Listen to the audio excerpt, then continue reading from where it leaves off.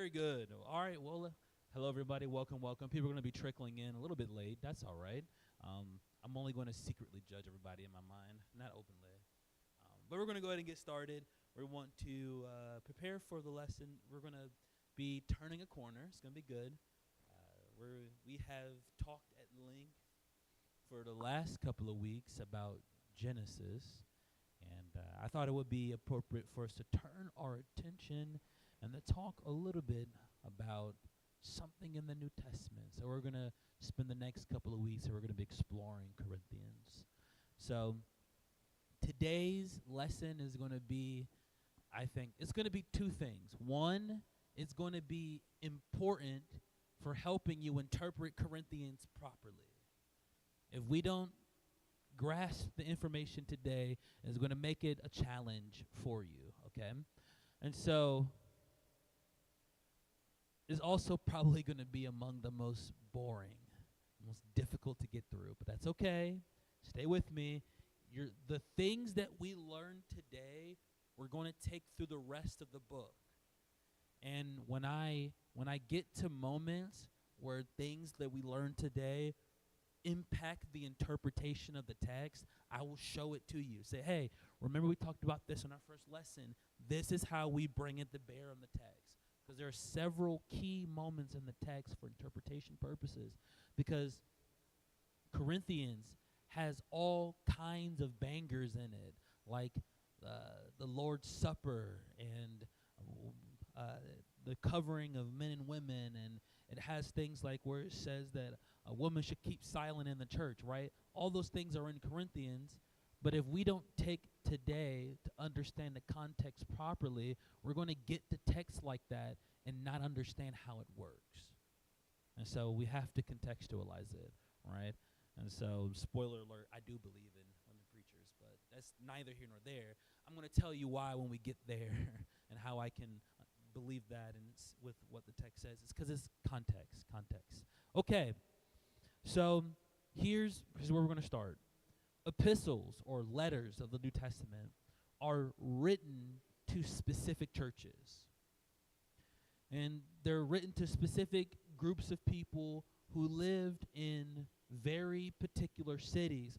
All of these cities and all of these groups, they had their own characteristics. They had their own set of problems. They had their own issues. They had their different battles with cultures, but they had their own strengths as well. And so if we're going to understand a book of the Bible, particularly the letters of the New Testament, then we have to understand that they exist in a very specific context. One thing worth considering is that you can contrast these letters to something like Proverbs.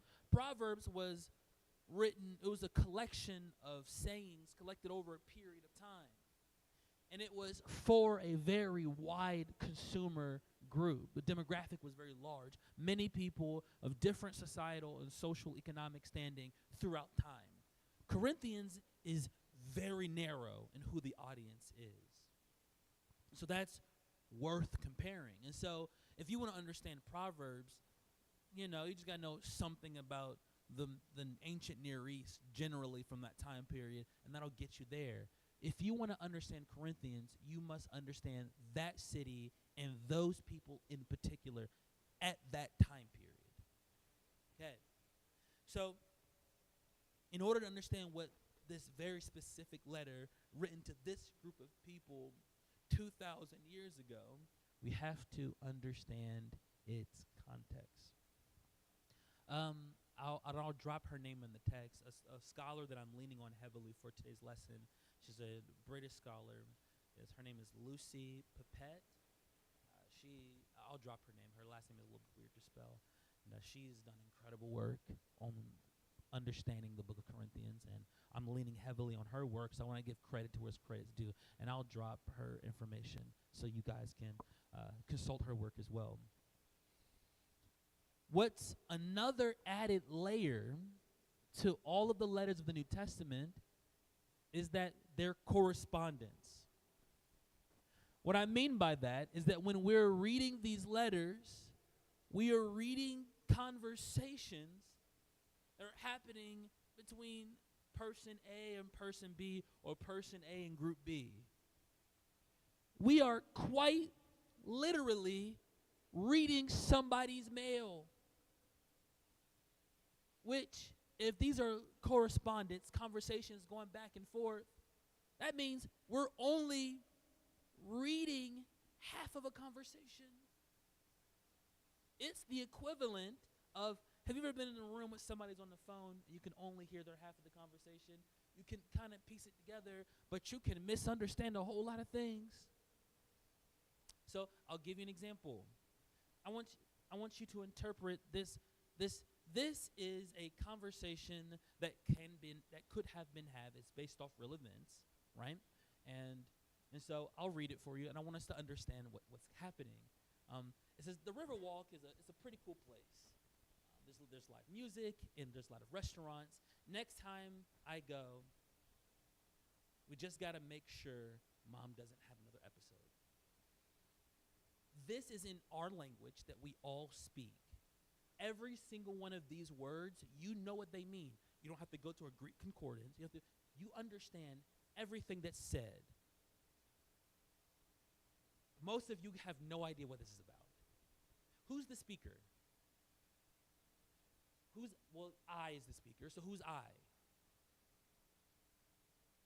Who's we? What is the Riverwalk? So we're about to unpack this, right? I'm going to teach you. Interpreting this is the same as interpreting the Bible. Does anybody know what the Riverwalk is? Any volunteers? Somebody here knows what the Riverwalk is. You can say it. What's the Riverwalk? Okay. So we're talking about San Antonio. It's the Riverwalk. It's a tourist attraction. So that helps it make sense. So the fact that Mercedes knows about the place, who's the I? Right? So think about it. So I wrote this paragraph. Mercedes knows about it. If we had to guess who the I is, you could reason that the I is, who are some people that the I could be? Okay, but so it could be Alyssa. Who else could I be? Because it's somebody from San Antonio. And so obviously I wrote this, so somebody from this church, right? So so it could be Alyssa. Who else could it be from San Antonio? Mercedes. Who else? Jacob, Jenna. They're also from San Antonio. You should have done your research to know that, right? That they're also from. Or it can be people who visited San Antonio. So I could also be the person. So who's the we? I don't know, some person. Okay? And so you see how difficult it is to figure out what's going on. So we can consult a source. Who's the I? Yes, it's me. And so who's Mom? I said Mom, and I'm the I, so you would think it is my mother. I'm talking about my mother-in-law.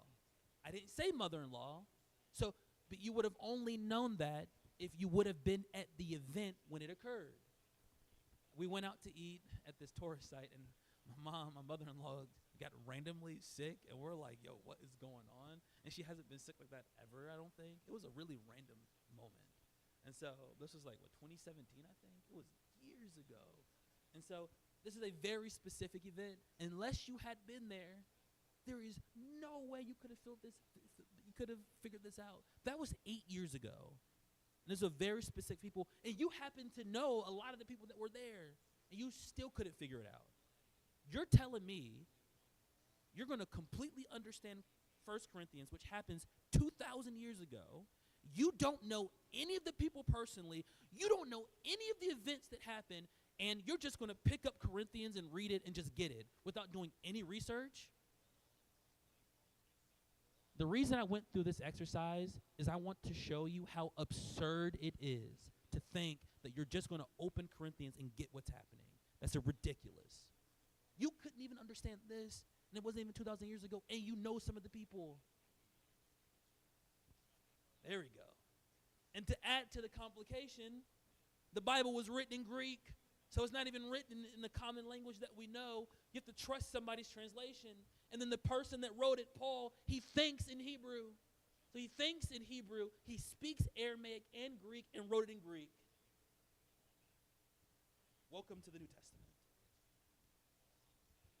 This is why scholars have a job, because it's so much more complicated.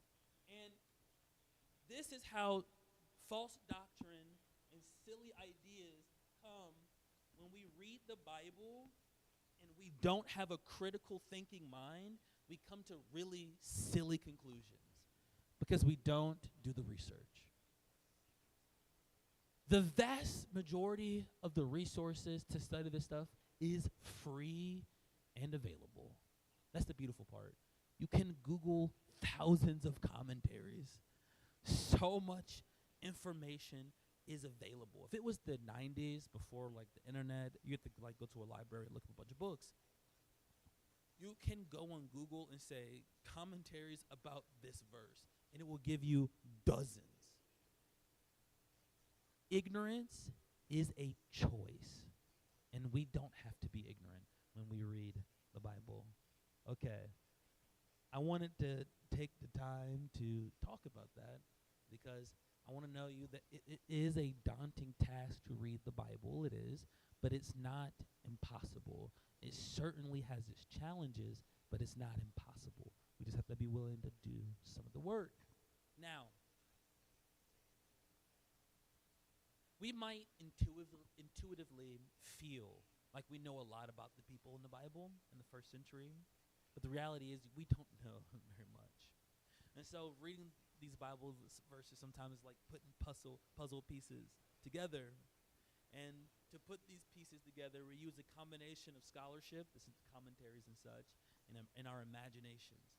We can look at historical evidences and archaeological discoveries and cross-referencing with other texts. We put all this stuff together to try to understand the text.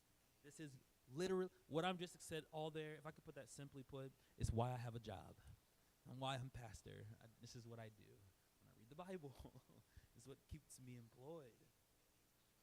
What we can't do, though, is we can't escape the fact that we have preconceived notions, and we do bring those to the text. One of the best things that you can learn to do is realize eliminating your bias is not possible. If you talk to somebody and they act as if that they are the arbiter of truth and they have the perfect and only interpretation of the text, and they are not willing to consider that they could have bias in their thinking, this is an unthinking and ignorant person. We all have bias. The key is to be able to identify what, not eliminate, identify what it is, and then consider, is this preventing me from interpreting the text properly?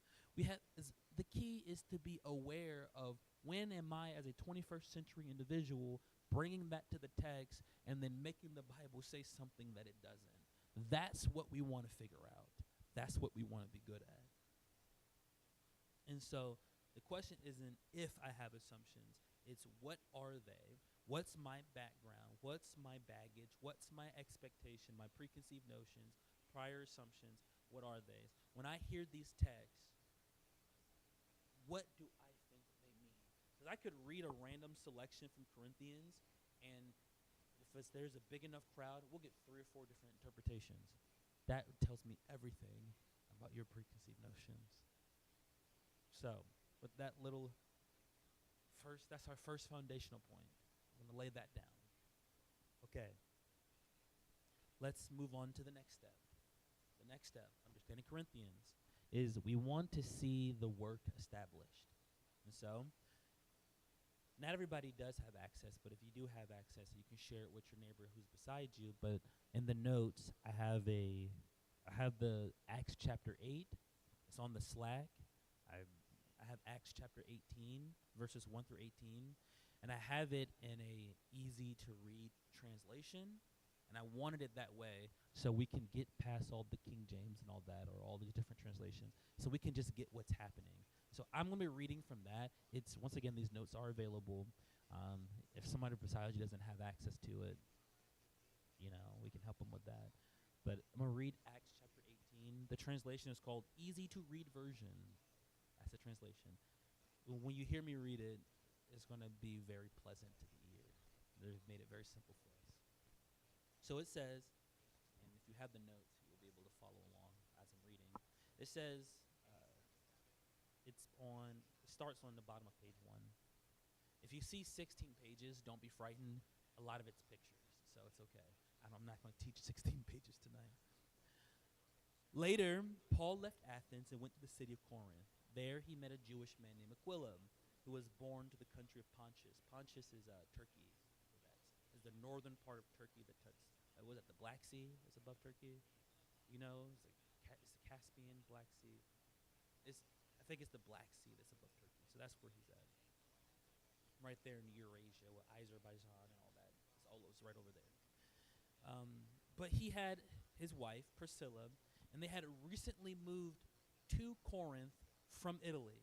So he was born in Turkey. Him and his wife moved to Italy, but they got kicked out of Italy. Why? They left Italy because Claudius, who was the emperor at the time, had given an order to all Jews to leave Rome. And there's a whole bunch that's happening there. Some sources say that Christians were evangelizing so hard and causing so much disturbance.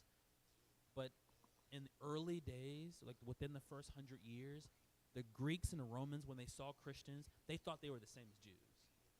Jewish and Christian were the same thing to everybody else. And so there was so much evangelism happening in the city of Rome. The emperor was like, yeah, I'm not having that. Y'all got to go. Could you imagine so much evangelism that the government kicks you out of the country? That's what happened in Rome. So much evangelism. They got kicked out. And so they left Rome and they went to Corinth. They left Rome, and Corinth is in Greece. So they went to Greece is where they went. Paul went to visit Aquila and Priscilla. They were tent makers, same as Paul. So he stayed with them and he worked with them. Every Sabbath day, so that's Saturday, Paul went to the synagogue and he talked with both Jews and Greeks, trying to persuade them to believe in Jesus. After Silas and Timothy came from Macedonia, which is also near Greece. It's in what we would call Greece, all in that same area. A different part of it. I think it was the northern part, or is it the southern part? One's the southern, one's the northern. So they travel within that same land mass, and they came. And Paul spent all his time telling God's message to the Jews, trying to convince them that Jesus is the Messiah. But they disagreed with Paul and was with what Paul was teaching, and they started insulting him. And so Paul was preaching and teaching, and they said, now we're going to make fun of you, Paul. So Paul took the dust from his clothes. He shook it off. He said, all right. He said, if you're not saved, it will be your own fault. I have done all I can do. He dusted his feet off and went on about his business. After this, he said, I will go and only preach to non-Jewish people. So Paul left the synagogue and he moved into the home of Titius Justus, a man who was a worshiper of the true God. His house was next to the synagogue. Now, Crispus, who we think is Sosthenes, who comes up in the book of Philemon. Maybe, we don't know for sure. Speculation. Crispus was the leader of the synagogue, which means that Paul converted him at some point while he was in Corinth. He and all the people living in his house believed in the Lord. Oh, there we go. So Crispus was converted too. There we go. So he was converted. And many other people in Corinth also believed in Paul. They too believed and they were baptized. During the night, Paul had a vision. The Lord said to him, don't be afraid. Don't stop talking to people. I'm with you. No one would be able to hurt you. Many of my people are in this city. I love that. They weren't converted yet. But he said, many of my people are in this city. There's so much of that here. There's people out here that don't know Jesus yet, or they're not in a life-saving relationship, but God has a people in this city. There's a remnant. There's some people who are waiting for us to just share what we know.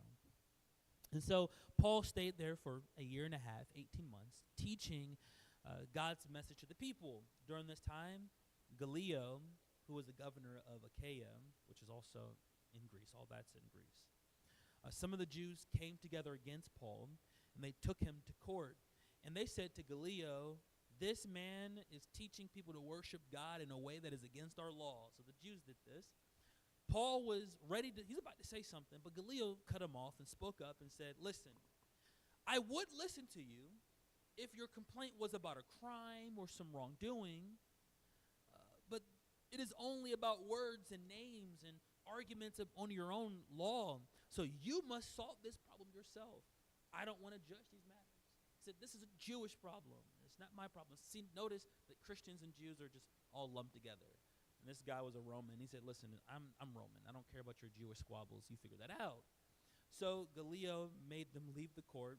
And so they grabbed Sosthenes, which is Crispus, right, the leader of the synagogue, who, remember, he converted him in his whole house, and they beat him in front of the court. So I don't understand why they beat him for, because Paul was the one preaching. I guess he was a traitor, right? The synagogue is where the Pharisees taught. So they perceived him as a traitor because he converted, and so they said, "Well, we're going to beat Sosthenes." Sosthenes get whooped on. But this did not bother Gallio. He didn't care. He said, "Look, your Jewish squabble is it's an inter-Nicene sort of issue. Y'all handled that." And Paul stayed with the believers for many days. So this is how the church of Corinth started. It was a year and a half,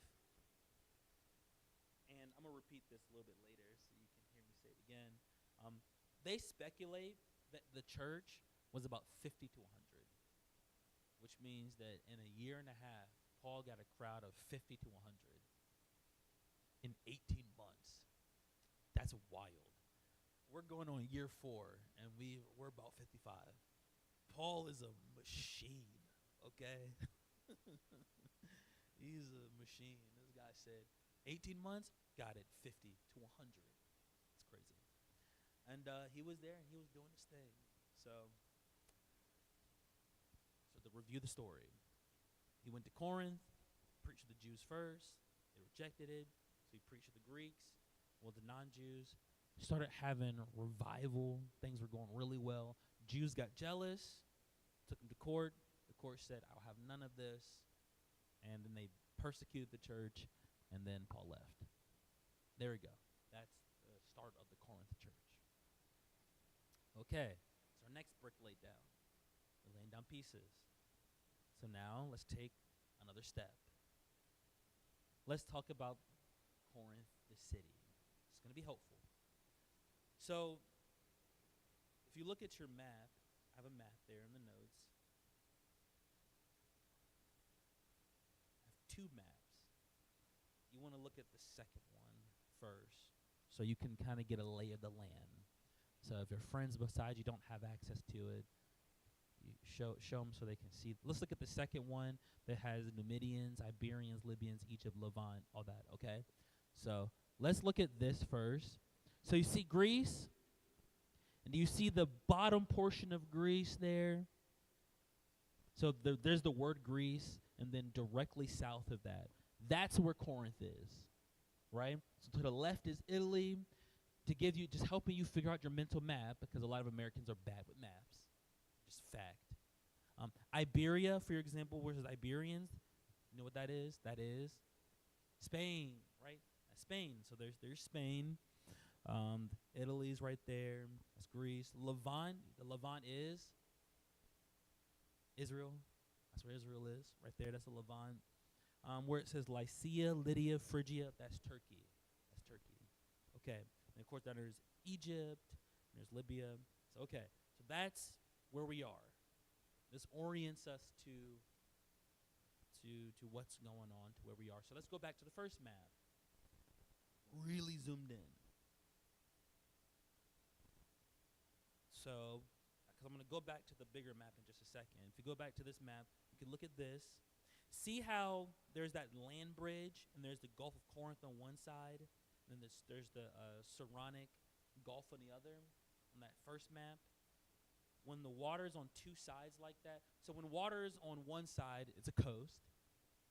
When it's on 3 sides, it's a peninsula. When it's on 2 sides, what is it called? Yes, good. Yeah, it's isthmus. It's an isthmus.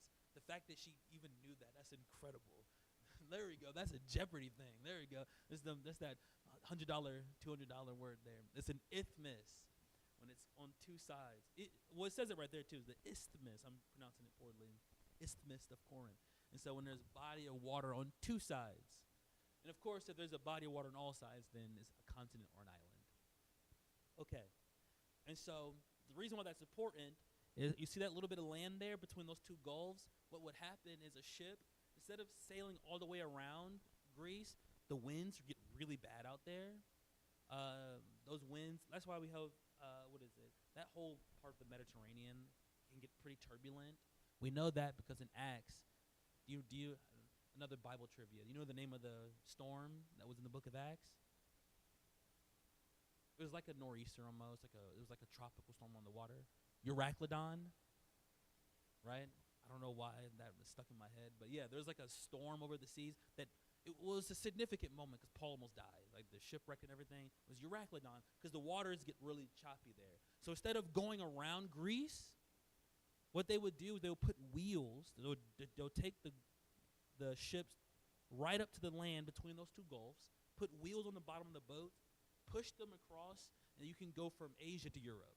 You can go from here. Once you get through the little waters, let's say the Saronic Gulf, you go from there to the Gulf of Corinth, straight shot. You can go right to Italy. So it saved you a lot of time and a lot of treacherous waters. So because of that, a lot of ships went through Corinth. Corinth was a big deal. Huge trade route. Huge trade route. So what do you know about cities that are huge trade routes? Does that make you think of anything? Think of cities that have a lot of trade, a lot of people coming through. What happens in those areas? A lot of people. So there's two areas that we're probably familiar with that are similar. Norfolk's like this and D.C. So what is Norfolk and D.C. like? Very diverse. Corinth is very diverse. You wouldn't know this unless you just spent a lot of time in Norfolk. There's a lot of spiritual stuff happens in Norfolk. Norfolk is wild spiritually. We've had many prophets come through just through the Norfolk area. They're like, what is happening in this city? It's such a strange city.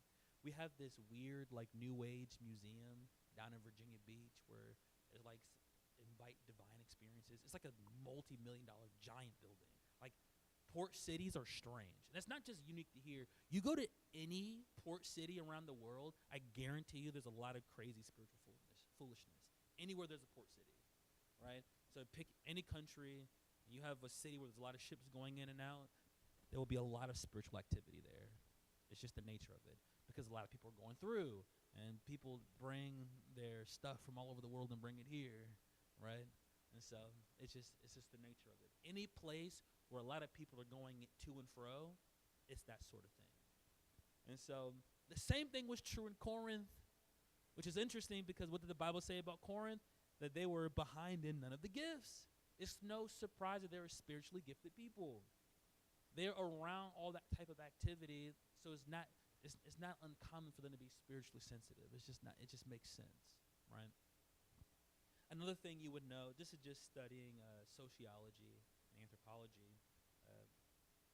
Places that have a lot of travel and tend to be more technologically advanced. Like you can compare mountain people of any nation. Mountain people tend to be behind the times by a couple decades. That's not unique to America. It happens in South America. It happens in France. There's mountains in France, right? In France, everywhere that there's people who are on mountains, they're much more secluded. Less cultural exchange. So education tends to be lower. Technological advance tend to be a bit lower, right? So all those sorts of things. So Corinth was a bumping place. A lot was happening in Corinth.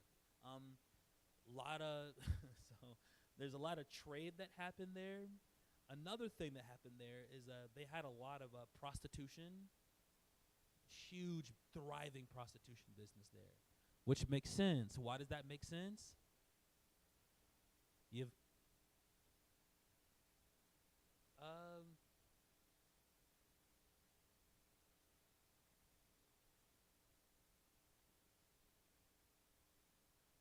That's 1 Corinthians. We're gonna talk about that too. Yeah. That's you have it even simpler. anywhere that we have a military base, what do our men do in those countries? They sleep around a lot with locals.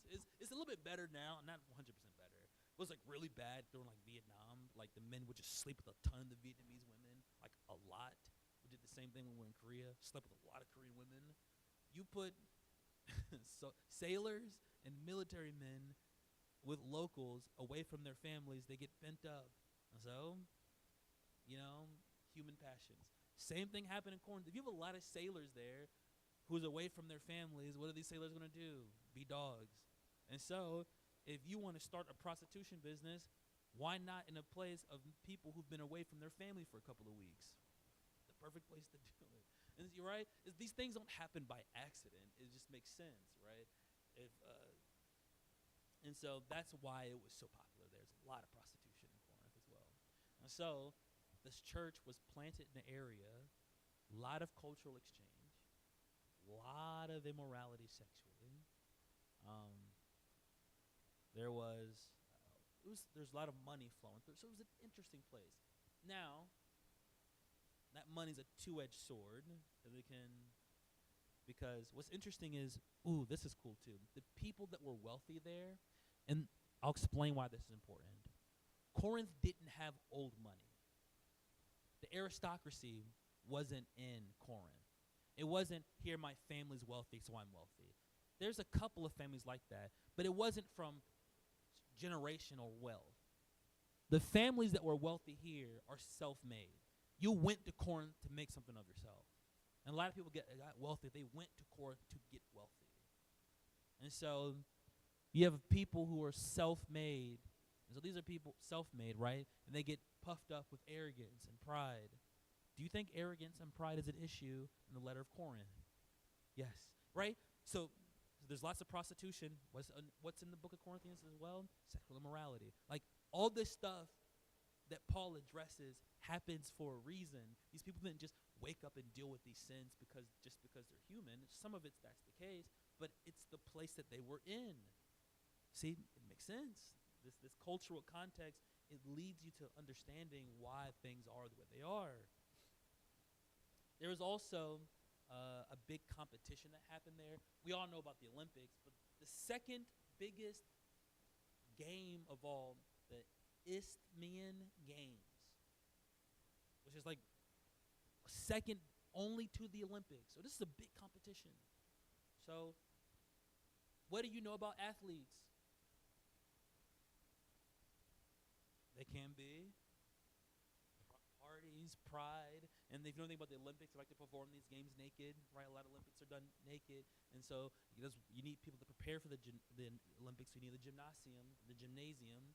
It's all the boys. That's where the boys go to school. And where do you learn in a gymnasium? You learn logic, reason. You learn math. You learn philosophy, and you do physical activity. You do all that naked. A bunch of boys together just doing their thing, right?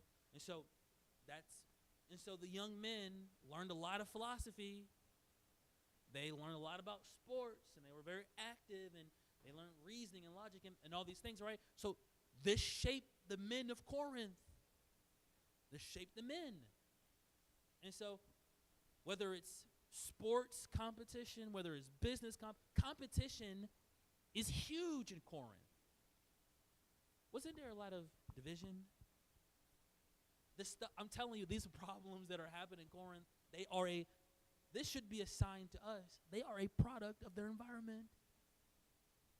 Look at Newport News, Hampton, Norfolk, Suffolk, all these different cities, and see what these people struggle with. You'll know what some of your worst temptations might be, or wherever you grew up, right? Look at the struggles of where you grew up. Look at the struggles of your family, right? Look at the struggles of the people you associate yourself. Would you be surprised to find that a lot of the things you're tempted with are right there in these different communities? The people of Corinth were very much the same way. Okay. A little bit more about the background. I think some incredible stuff here. So what was the religion of Corinth? There's a bunch of them. And so I have a lot in the notes that I'm not going to go over because this is not a comparative religious studies class. So I have the information there, and you can explore that a little bit later. But one of the big ones is called the imperial cult. You know, Pax Romana, the peace of Rome. You, so imperial worship was whoever leads your country, their God. And so because they're God, they have absolute rule. You can think of it's like fascism on steroids. It's like one of the most incredible pieces of propaganda I've ever seen. It's such a cool picture. It's Mussolini. It's his face, and it's like black, red, and white, and it's his face, and then behind, like in the background, it's the word yes, yes, yes, yes, over and over and over and over, right? And he just had that casually posted everywhere. Mussolini was wild, and people didn't realize that he was a fascist for like a minute. I'm like, with that type of iconography, you didn't recognize it? And so like, but this idea of here's these pictures and statues and these icons to leaders, and you reverence them, right? Same thing, there's some teachings in North Korea, right, that the leaders of North Korea, they're gods or god descendants, depending on some of the folklore that's around them. It's that sort of thing. And so you even could think about World War II. The leader, was it Hideyoshi? No, that wasn't his name. The leader of World War II in Japan. Oh, I forgot World War II history. I need to brush up on my World War II history. Very much the same way. A lot of these really strong leaders, they thought of themselves as divine. And so you have to understand something about polytheistic cultures, right? They had something called, this is really important to understand.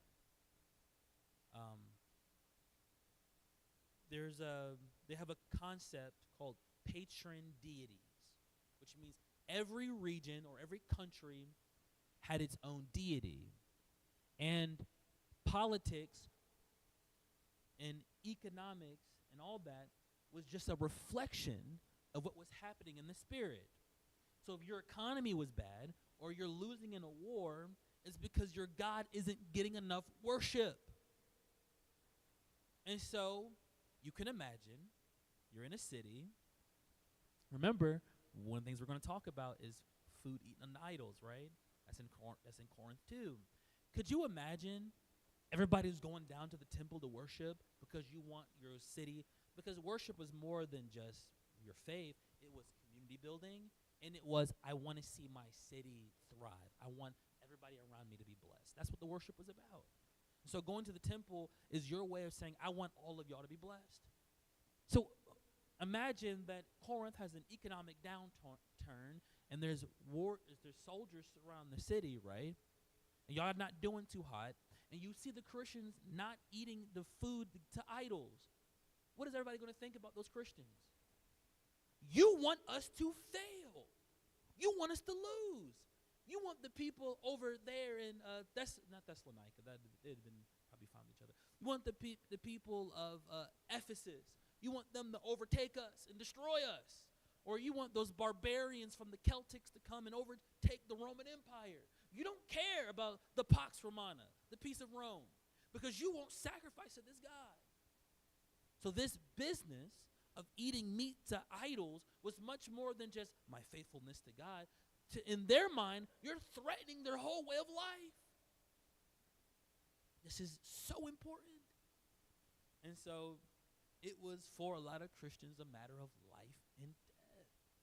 It mattered, right? And so there's the imperial cult, and I have a picture here. That's Octavius Augustus, and he's being depicted as Jupiter. Jupiter is the Roman version of Zeus. Yes. So the Greek version is Zeus, but the Roman version is Jupiter. It's like Ares, but the Roman version is Mars. That sort of thing. So kind of like that. So he's being depicted as Zeus. He's the leader of the pantheon. That's who the emperor is. So that sort of thing. Okay. Another sort of worship that happened there was just the general Greco-Roman religion. So the whole pantheon. So we have the Titans. We have the gods. We have the interaction of the gods and all the demigods and the veneration of soldiers, right? And so people like Hercules, he became a whole legend. And so you're a little boy, you see Hercules being worshipped like a god. And so in Roman culture, if you want to be exalted, you be the best soldier for your country ever. Little boys are encouraged to be warriors. And so if it means slaughtering people who are against your country and against your people, I'll be like Hercules. I'll have, you know what? I can have a great feat for the country of Rome if I kill enough Christians, if I kill enough unbelievers, if I go to war. And I guess, and you know who a lot of people went to Corinth? A lot of soldiers went to Corinth. A lot of soldiers would retire in Corinth. And they would have these exalted positions. So there's a lot of veterans in Corinth. These are grizzled men. And they're given political positions. So you have these hard leaders who are trying to be like Hercules. They're in Corinth, right? All of it impacts the culture. I thought this was interesting. I actually didn't know this. There was one Egyptian cult that was really popular in Corinth, and that was ISIS. I thought that was very interesting, but ISIS was very popular, and very popular in Corinth.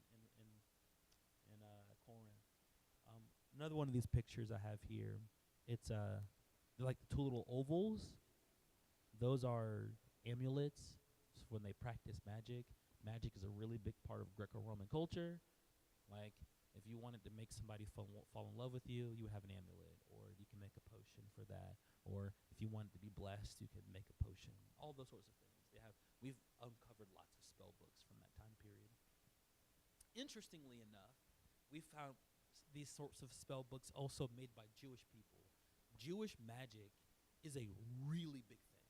Jews practice magic for a very long time, thousands of years, well before the New Testament. Jewish people practicing magic is very popular. I wish I could just, I would love to invite a guest lecturer just to talk about Jewish mysticism and magic, because the rabbit hole is so crazy. There's some crazy ideas that are in their texts that they revere as like scripture, like the Talmud. There's a whole section in the Talmud about, this is how you make an artificial human. I'm like, that's crazy. I don't know why that's in a religious text, but okay. They come at it from a different angle. They're like, if you know enough of the divine word, you can speak divine words like Yahweh, and you can make things the way God did. And so, a lot of crazy concepts. Yes. Gold star. Yes. Okay, so I'm just gonna say this real quick. If you study Western magic, one of the greatest mages of Western magic is King Solomon. In their idea, they think that he had a special ring that he would use to control demons, and he used that to build the temple. Yes, Western magic. And there's like this whole Solomonic rituals, and there's a bunch of this stuff. So it's an interesting subset of people and ideas that have developed over thousands of years. Jewish mysticism, magic, and all this stuff, and demonology. It's really, really interesting. But that was a tangent. I am so sorry. Let me bring it back. There's so much that happens when you're trying to study the backgrounds of things, and lots of weeds. So easy to be distracted. Okay. Another brick laid. Let's lay a little bit more. Let's take another step. Oh, this is another really important thing. We don't have any Middle Eastern people here. We do have friends who spent time in the Middle East. This is popular, I think, in Southeast Asian cultures as well. I don't know. There might be other cultures that aren't as Western as we are. But honor shame culture, there's lots of cultures that's real big.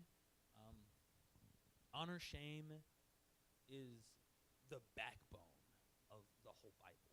Like, if you don't understand honor shame culture, the Bible doesn't make sense.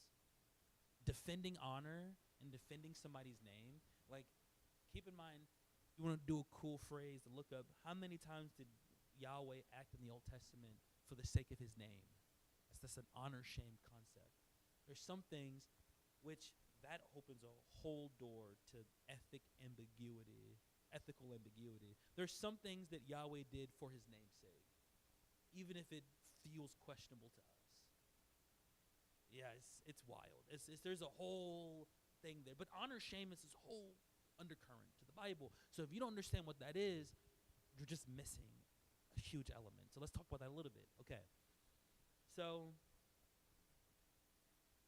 basically what it is, there's two major elements to honor shame culture. One is reputation. Another is community. Your whole life is about building your reputation. And you can only do that in the context of your community. That's the fundamentals of it. Or let me explain it like this. Americans, very individualistic.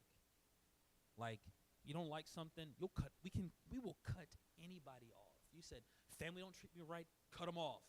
You said, these people don't, cut them off. Not possible in the Bible time. Not possible. You can't cut anybody off. Not true. And if you bring disrespect to your family, you get cut off.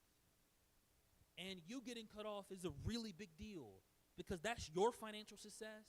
Because if you don't have relationships with people, and let's say there's another group that looks at you and see that you've been cut off, you're a flight risk. So you getting cut off means you'll probably end up in debt slavery or a sex slave. It was a big deal to be cut off. All Christians who converted were cut off from their family if their family didn't convert with them. They lost everything. Very hard. So this is the culture that's existing here, which means if you live in this culture, your whole life revolves around making your community happy with you. Living for yourself, not a concept, not a thing. Self-esteem, modern, not a thing. You don't get your worth from yourself, you get your worth from your community. Very different way of being. Very different. Very radically different than how we think. Disrespecting people in social settings, it's not just, it's a little accident. It's, no, you are infringing on their honor, and you disrespect them in front of everybody. A debt needs to be repaid. You better make an apology, right?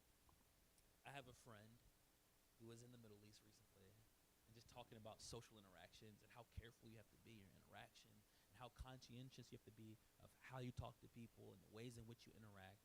I'm like, that is stressful. I would be exhausted. That every conversation, you want to make sure that when you're conversing or interacting, that you're not offending this person and everybody who's around watching you interact, that it's done properly according to the culture and the standards. It's exhausting.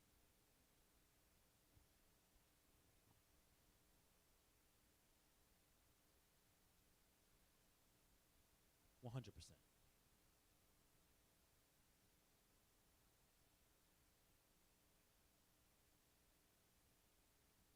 Yeah, 100%. America used to be much more like that. The Caribbean as well. Yeah. See, so it's more popular, a lot more cultures, right? And so we're just modern and we're getting past it now. But that was the reality. So we brought the example of shotgun weddings. Like, if you got a woman pregnant, you marry her. But what if we're not compatible? Her honor? Is she a woman of the night? You better not. Not my daughter. I will kill you. You marry this woman or die. That's your option because you're not going to disrespect my family name.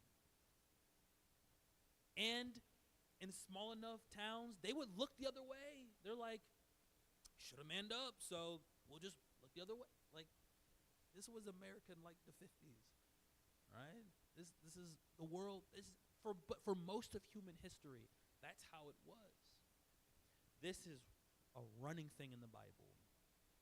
And so, it's a couple points about that. Your honor is often linked to your reputation. So you have to maintain a good reputation, right? Their social norms and expectations, important. You got to figure out what's expected of everybody, and you fall in line. I have thought about this for a long time, and I don't know. I haven't come to a conclusion about this. I'm not a fan of the honor shame thing. I don't think that's my thing, but community expectations is definitely good. I think it's good. And it seems to me Jesus is not against honor shame outright. He's against it when it's built on bad values. Same thing with Paul. Paul's like, yeah, you cut that person off and you kick them out. In fact, I'm going to deliver that person over to Satan so their flesh can be purified so they can make it to heaven. Paul is operating within the honor-shame context. He's just changing the expectations, changing the rules. And so I've thought about that a lot as a church and as a pastor. And I was like, what does that look like practically? And how does one implement a system like that in the church that's biblical and doesn't get toxic and become a machine where everybody hates being here? And so I don't know what that looks like, so I'll keep praying and meditating about it. But it's not condemned. The expectations that are improper are condemned. The system is never condemned, ever. And it's worth noting that when our country, America, got rid of it, the social condition and fabric declined rapidly. And so there's something to, like, I know the mother church has a form of it for sure. I remember a young man, he was like 20 at the time, he was dating a girl, and he said, man, I just feel like everybody's in my business. I feel like everybody just got something to say. I just feel this pressure, right? Because her whole family was in church, and he wasn't raised in church. He said, man, and he was fresh out the world. And I said, son, that's called expectation. You don't get to fool around with the lady. You don't get to have your way with her. And people, either you man up and marry, or you break this thing off. Like that's what you're feeling. That's that. He had never experienced that before, because you could be casual and fling and do whatever you want. And he said, it's not like that here. And he said, I feel uncomfortable. And so I think that was the pressure working for the good. So a young 20-year-old boy isn't ran by his hormones and does whatever he wants.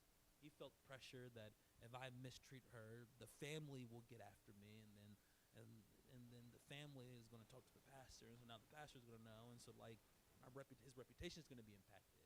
This young man happened to want to preach, and so I got to have a good reputation. And so there we go. So it can be used positively. It's just finding that thread. Challenging, to say the least. Okay. Greeks, Romans, Jews, they all had slightly different honor-shame codes. Here's an example. In all three groups, it was dishonorable to eat with certain people. The Romans and Greeks, rich and poor couldn't eat together. If you were a Greek or you were a Roman, poor people sat over there, the wealthy over here. They were very classist. Right? And the slaves had to be one way and the free. And in some situations, men and women ate differently as well. For Jews, it was much more like either you're Jewish or not Jewish. We don't eat together. Romans, they would eat with their wives. Greeks, they did not. They did not. What's interesting is that the Greeks and Romans had different standards for sexual morality, homosexuality, marriage, that were altogether different for the Jews. For example, if you were in the Roman Empire, and let's say you were a 12-year-old boy, and you grew up, and you weren't a person of means, and you wanted to move up in society, what you would do is you'd find a wealthy older man, and you'd be his sex slave, and he would give you political favor, and he'd give you exposure, he'd help you meet a bunch of people, and all this stuff, right? And then you would climb the social ranks, and then you'd become an older gentleman, and now you have all this status, and you've got wealth, and then you do the same thing to another young man. And so that was popular. It wasn't considered homosexual, though. It was an official exchange. Now, if it was with somebody of your same age and same status, that was homosexual. It was homosexual if it was somebody of the same status and somebody of the same age. If it was a young boy, then that's how you rose to the ranks. So, right? So you can see the culture is very different. So you could imagine preaching to those people, right? And if you're a young, poor man, and you're trying to not be poor anymore, you got to be, I got to make moves. Look, what is it? My mom had a phrase. It was so funny. She didn't mean it. She didn't mean it the way she meant it, but it was so funny. There'd be times when we loan money. She said, about to do something strange for some change. I'm like, Mama, you better stop. Don't nobody want that. You better relax. But that's what it was, being a young boy from have means. You do what you gotta do, right? And so you now imagine you're a Christian, and you're a 16-year-old boy, you've been in this arrangement for a couple years now, and you're about to have the breakthrough. You're about to meet with this big Roman official. You're about to get into this wonderful school. Your life's about to be changed, and then you meet Jesus, and you have to give all that up. And this young boy is like, I was about to be wealthy. I gave my body away for years, and now I'm going to be poor for nothing. Poor for nothing. It was a hard. These are real decisions. These are cultures clashing, right? These are cultures clashing, right? And we know Jesus. Jesus, he broke all the codes, all the taboos. And this is why everybody hated Jesus. Everybody really hated Jesus. He was like, you're wealthy, you're poor, let's eat together. Women, slaves, everybody, we eat together. This is good. We're going to have a good time. These wealthy women, they want to preach. Oh, let them preach. I don't care. Share the gospel. Not a big deal, right? And so you have all this mixing happening. You have all these people, different statuses being treated like equals. And people would look at these churches and be like, ew, that's disgusting. That's gross. They would be doing this other stuff and look at churches and be like, ew, that's gross. You eat with poor people? Ugh. Your men and women eat together? Deplorable, disgusting, right? And so the Jesus communities, a lot of tension. Jesus redefined relationships, traditions, hierarchies, and he spent time with the most shameful people and ruined his reputation so we could all be exalted. The way you gained honor in these systems. If you give a lot of money, you get honor. Marry the right person, you can have honor. Cultivate connections, like we talked about. Connections, right? Be a really good speaker. You're an incredible speaker. If you're good at rhetoric, that'll get you a lot of money. It'll get you a lot of status. Be a good speaker. That's why philosophers were very popular. They could speak well. Being a good speaker would get you very far because the Greco-Roman world, wisdom was exalted. And so if you could be wise and like the philosopher, and the philosopher wore coats made of sheep's clothing, and so if you have the shepherd's cloak, and you could talk the talk and all those different things, if you fashioned yourself to be like a Socrates or all these different ones or Aristotle, then you're doing well.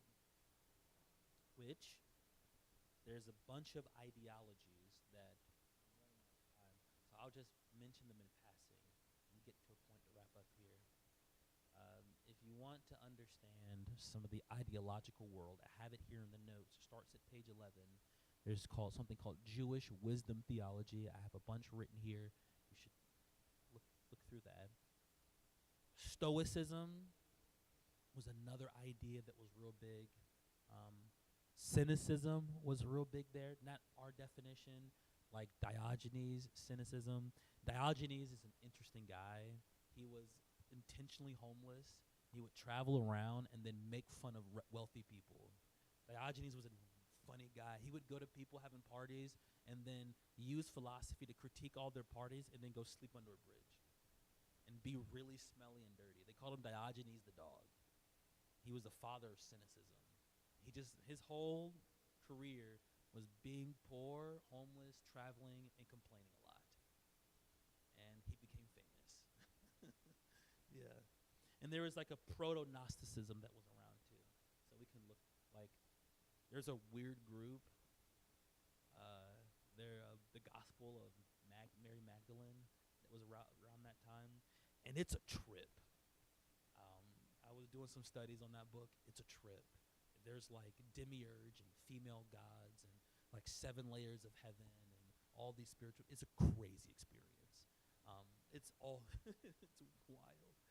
So all these ideas were floating around. It's just there's a lot that was happening in that first 100 years, and so I have a lot of that in the notes, so you can look at that there. Let's start to land this plane. This part I'll save for next week. I'll start with that, and I'll read this quote in closing. It's from a biblical scholar, John Barclay. He has been tremendously helpful to me of understanding the biblical idea of grace. If you ever hear me use the word reciprocity with talking about grace, Greco-Roman culture, John Barclay. His book is dry as all get out. It is not a page turner, but it's very helpful. It's called Paul and the Gift. And so if you want to read it, John Barclay's. But he has a quote here I thought is very good. Talking about the church in Corinth. The church is not a cohesive community, but a club whose meetings provide important moments of spiritual insight and exaltation, but do not have global implications of moral or social change. The Corinthians would gladly participate in this church as one segment of their lives, but the segment, however important, is not the whole or the center. Their perception of their church and of the significance of their faith could correlate well with the lifestyle which remained fully integrated in Corinthian society. The religious ethos permits an involvement in the church which does not entail significant social or moral realignment. I like this quote because I couldn't tell if he was talking about Corinth or the church in America. It sounded exactly the same. Our churches are not hospitals. They're not centers of transformation, but they've been reduced to social clubs. We come and have a spiritual high. We'll scream and buck and spit and speak in tongues and have this exalted spiritual experience. But nobody's changed and nobody's made different. We have one foot in our culture and one foot in the church. We have so compromised on what it means to be genuinely a follower of Jesus that church is an optional thing that we do on the side. And there's no change, there's no transformation, and there's no being made different. What we're doing when we're studying the book of Corinthians is we are watching an apostle, a messenger of God, teach how do we overcome secularism? How do we become and rise above the culture that we're in? And how do we become a people where we're not just a club, but we're a community where genuine transformation happens? With this, now we're ready to study the book of Corinthians. Very good. So with that, we're done for this week. We'll wrap it there. No, see, that was intentional. That was very forced. Okay, that was very forced. But we'll begin formally with Corinthians next week. We will do an overview of the first 4 chapters. So if you want to get the most out of this study, I would at least read chapters 1 through 4 by next week. There you go. See, I'm glad somebody's enjoying it. Very good. This was the hardest part to grit our teeth through, and but it gets so much better. I'm really excited for the rest of the series. There's gonna be some points where things get really uncomfortable. That's okay. That's all right. My name is Devin. I'm your friend, and so I'm looking forward to it. With that being said, God bless you. We'll see you Sunday.